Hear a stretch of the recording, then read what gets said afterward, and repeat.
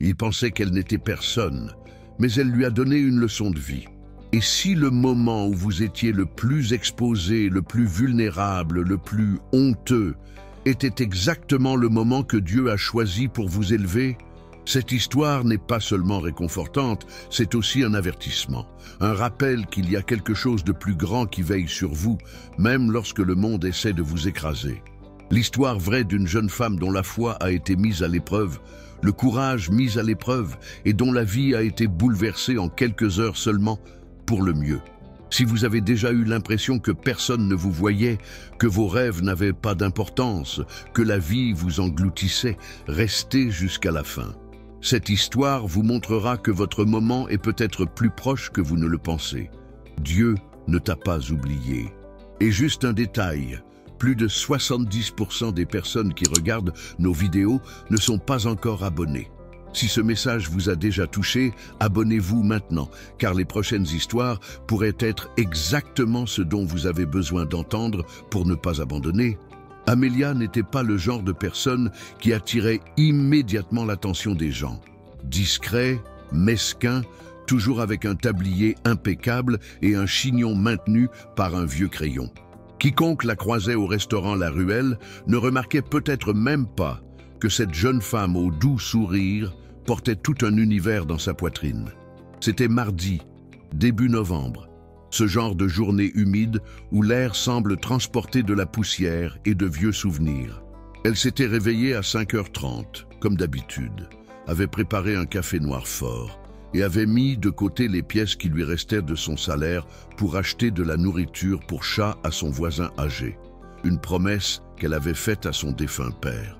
Elle faisait ça tous les mardis. Ce matin-là, alors qu'elle se lavait le visage avec l'eau froide du lavabo qui coulait depuis des mois, Amélia se retrouva à fixer son propre reflet comme si elle regardait un inconnu. « Tu te souviens encore de la chanson ?»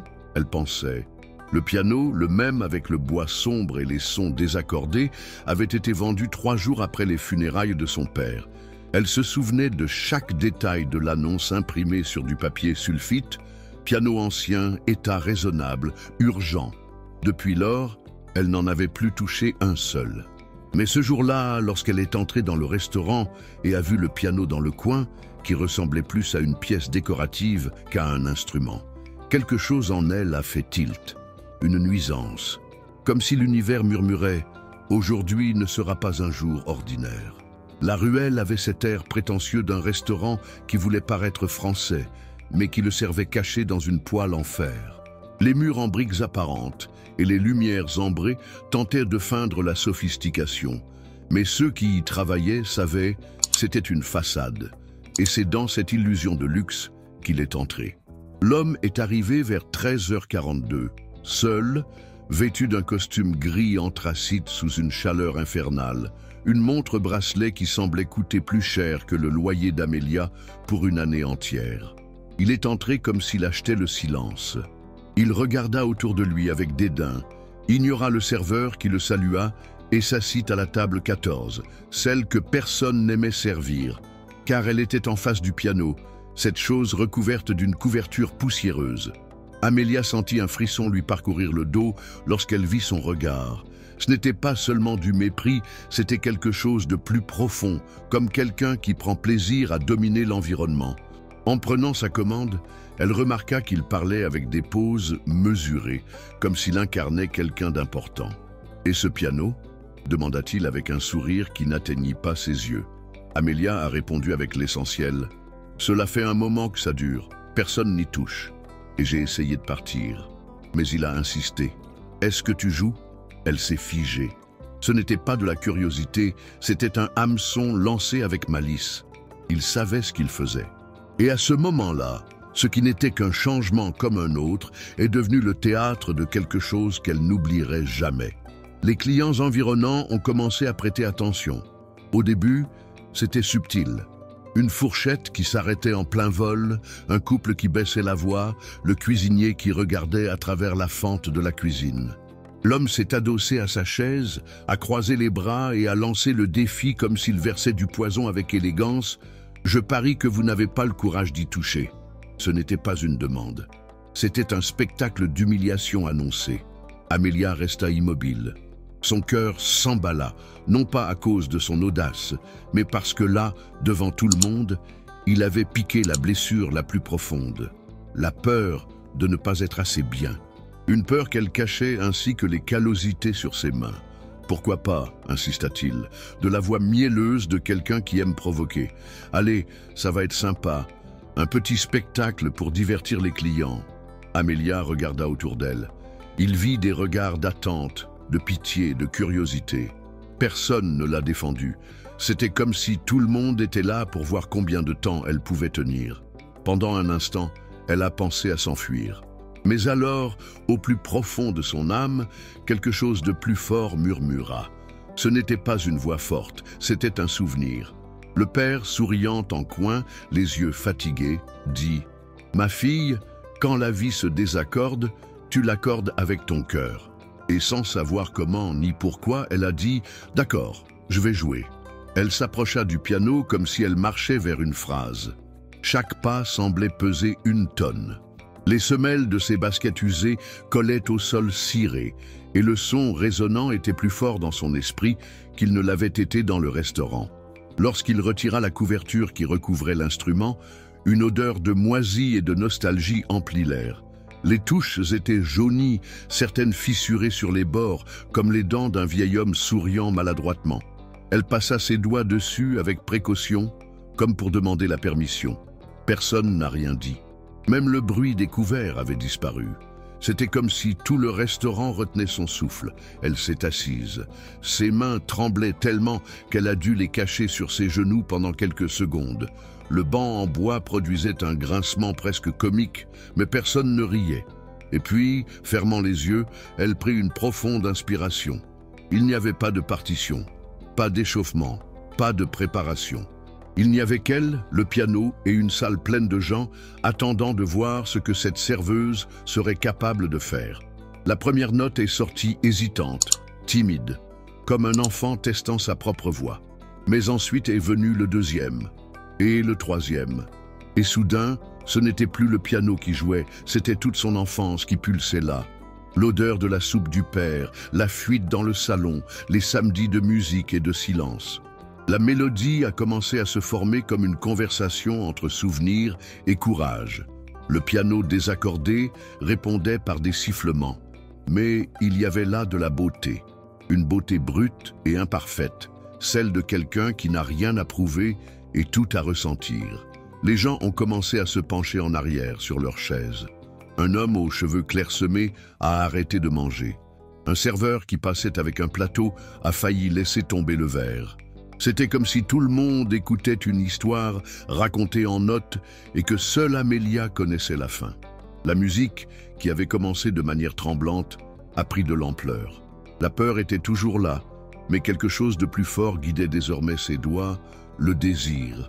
Son père lui manquait, lui qui, même épuisé après avoir travaillé 2 fois par jour à l'atelier, trouvait encore la force de lui apprendre à jouer. « Mon enfance me manque dans la maison simple de la zone nord, où le son du piano rivalisait avec les aboiements du chien du voisin et le bruit de la cocotte minute. Chaque note qu'elle jouait ressemblait à une lettre écrite au passé. Les larmes ont commencé à couler sans demander la permission, tombant sur le clavier pendant qu'elle jouait. Et personne n'osait l'interrompre.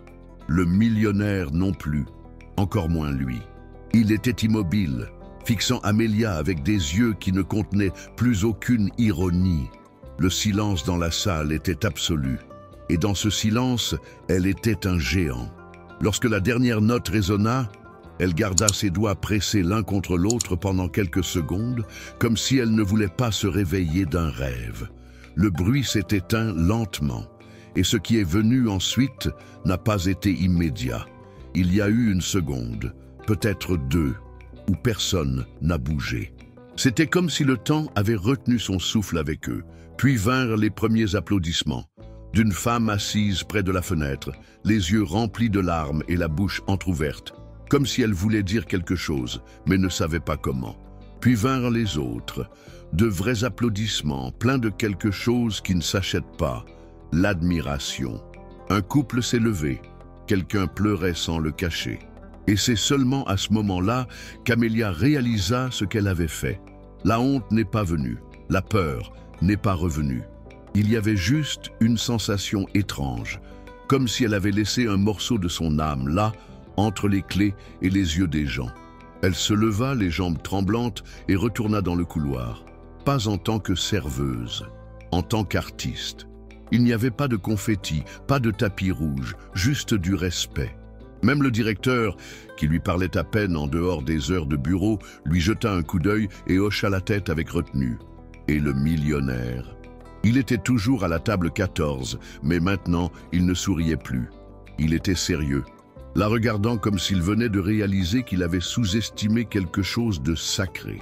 Il se leva lentement, comme si son corps était trop lourd pour suivre son esprit. Il marchait vers elle sans faire de bruit, comme s'il traversait une église. « J'étais un idiot », dit-il d'une voix basse mais ferme. Amelia n'a pas répondu. Elle le regardait simplement avec le même regard qu'elle utilisait pour traverser les jours difficiles. Ferme, calme, sans rien demander. « Personne ne m'a jamais fait ressentir ce que tu m'as fait ressentir maintenant. » Les mots sortirent étranglés, comme s'il avait oublié comment s'excuser. Elle croisa les bras, essayant de comprendre ce qui allait suivre. « Je n'étais pas habitué à voir quelqu'un de puissant s'effondrer. Je possède une société de production musicale, a-t-il poursuivi en sortant une carte de la poche intérieure de sa veste. Je connais des gens qui peuvent vous amener là où vous méritez d'être. La proposition était directe, aussi directe qu'avait été l'humiliation. Amelia regarda la carte comme si elle regardait un billet gagnant, mais elle ne la prit pas. « Je ne suis pas à vendre », répondit-elle. C'est à ce moment-là qu'il s'arrêta, prit une profonde inspiration et sourit, un sourire de compréhension. « Alors, laisse-moi essayer de faire les choses correctement. Vas-tu étudier la musique? Dans une vraie école, avec les meilleurs professeurs ?» Elle était silencieuse. J'ai voulu dire oui tout de suite, mais elle le savait. Ce qui lui était donné n'était pas suffisant. La manière dont cela s'est produit était importante. Seulement si c'est à mes conditions, dit-elle, la voix encore brisée. Pas de photos, pas de vitrine, pas d'invention d'une histoire qui n'est pas la mienne. L'homme hocha la tête. Fermé. Il laissa la carte sur la table, se retourna sans un mot de plus et quitta le restaurant. Le silence qui restait était différent du précédent. C'était le silence d'un nouveau départ, de quelque chose de nouveau sur le point de se produire. Amelia se tenait là, immobile, regardant la carte comme si elle se trouvait face à une bifurcation sur la route. Et à ce moment-là, une certitude s'est épanouie en elle avec la même force que la musique qui avait joué quelques minutes auparavant. Elle n'avait pas besoin de permission pour être qui elle était. J'avais juste besoin de courage. Le lendemain, à 8 heures précises, il est revenu. Cette fois avec un café à la main et moins d'arrogance dans les yeux. Il apportait des documents, des noms d'écoles, des contacts de professeurs, même une invitation à une audition privée dans un conservatoire qu'Amelia ne connaissait que de nom. Elle écoutait tout attentivement, mais sans se précipiter. Il a demandé du temps pour réfléchir, non pas parce que je doutais de l'opportunité, mais parce que, pour la première fois depuis longtemps, je voulais choisir sans peur. À la fin du quart de travail, elle se dirigea à nouveau vers le piano, seule. Elle a joué une courte chanson, juste pour elle, sans public. Quand il eut fini, sa poitrine était légère, comme si, enfin, il rendait à cette fille de son enfance ce qu'on avait essayé de lui enlever. Le droit de rêver grand. Elle a décidé d'accepter la proposition 2 jours plus tard, un dimanche nuageux, de ceux qui semblent appeler au silence et à la réflexion. Il a écrit une lettre à la main, d'une écriture tordue et honnête, et l'a remise en main propre. « J'accepte, mais je veux continuer à travailler au restaurant pendant mes études. J'ai besoin de garder les pieds sur terre. » Il l'a lu et a souri. « Tu es différente, Amelia. » La semaine suivante, elle s'est inscrite à un cours intensif de piano classique. Les premiers jours ont été difficiles, non pas à cause du contenu, mais à cause du sentiment d'inadéquation. Les autres étudiants venaient de conservatoires, de familles qui parlaient de Chopin comme s'il était un parent. Elle revenait du travail de nuit et du métro bondé. Mais dès qu'il a commencé à jouer, les comparaisons se sont évaporées. Les professeurs étaient silencieux. L'un d'eux, le plus exigeant, a dit après une leçon « Tu joues comme quelqu'un qui a survécu ». Cela lui est resté en tête, c'est devenu un mantra. Pendant que ses collègues parlaient de technique, elle jouait avec ses tripes. Alors que certains recherchaient la perfection, elle recherchait la vérité. Et petit à petit, la peur a cédé la place à l'appartenance. Amelia était encore en train de se changer dans les toilettes du restaurant, toujours en train de mettre du rouge à lèvres sur le reflet de la porte du micro-ondes. Mais maintenant, il y avait une nouvelle flamme dans ses yeux. La vie n'avait pas changé du jour au lendemain, mais elle avait changé. Et c'était suffisant. Quelques semaines plus tard, quelque chose d'inattendu s'est produit. Un client du restaurant, un petit monsieur étranger avec un chapeau Panama et un fort accent, a entendu Amelia jouer en attendant le dessert. Il a demandé à lui parler. Il a dit qu'il possédait une petite salle de concert à Lisbonne et que si elle le souhaitait, elle pourrait s'y produire à l'automne prochain. « Je ne promets pas la célébrité, a-t-il déclaré, mais je promets un piano accordé et des oreilles attentives. » Elle a ri, pensant que c'était une blague. Mais l'invitation est arrivée par email le lendemain, avec la date, le lieu et même de l'aide pour le billet. Elle l'a montré au millionnaire qui a souri et a dit « Maintenant, c'est à vous de décider. » Et elle a décidé. Il a pris congé au restaurant, a prévenu ses professeurs, a économisé chaque centime. À son arrivée à Lisbonne, il sentit le sol trembler. Non pas de peur, mais de gratitude. Le théâtre était petit, avec des chaises rouges usées et une odeur de vieux bois. Mais lorsqu'elle posait ses doigts sur les touches, tout était exactement comme dans le salon de la maison, à l'époque où son père sifflait faux en arrière-plan. Il jouait avec l'âme, avec la douleur, avec la mémoire. Et quand c'était fini, il n'y avait pas que des applaudissements, il y avait des yeux fermés, des respirations profondes, des mains qui claquaient lentement, comme si elles voulaient prolonger le moment. Amelia a compris, la scène n'avait pas besoin d'être grande. C'était elle qui avait besoin d'être entière. À son retour au Brésil, le restaurant était le même, mais Amelia ne l'était plus. Les collègues l'ont remarqué, le directeur l'a remarqué. Même les clients habituels semblèrent la traiter avec plus d'attention, comme s'ils savaient qu'ils étaient en présence de quelqu'un qui avait vécu quelque chose d'extraordinaire. Elle a continué à jouer le week-end, parfois de manière impromptue, parfois à la demande de quelqu'un qui avait entendu parler de la serveuse pianiste. La musique est devenue un pont, pas une vitrine. Les enfants ont commencé à s'asseoir près du piano pendant qu'elle jouait. Une fille en particulier venait tous les vendredis. Elle s'appelait Clarinha, elle avait 8 ans et portait dans sa poche un morceau de papier plié avec un dessin d'un piano fait avec des crayons de couleur. Un après-midi, Clarinha monta sur un tabouret à côté d'elle et lui demanda « Tu penses que je peux jouer aussi ?» Amelia sourit. « Tout est possible. » Cela lui est resté en tête pour le reste de la journée, dans le métro, sous la douche, avant d'aller au lit. Le samedi suivant, il acheta un cahier de musique et le donna à la jeune fille avec une dédicace. Pour que lorsque le monde voudra te faire taire, tu puisses répondre avec des notes. Petit à petit, la vie a commencé à se dérouler d'une nouvelle manière. Elle n'avait pas besoin d'une scène gigantesque ni d'un public illustre. Elle avait juste besoin de continuer. Continuer à jouer, continuer à rêver, continuer à être Amelia. Avec ou sans les projecteurs, mais toujours avec la vérité. Des années plus tard, Amelia a été invitée à donner une conférence dans une école publique, à la périphérie de la ville où elle est née. Le thème était « le courage ».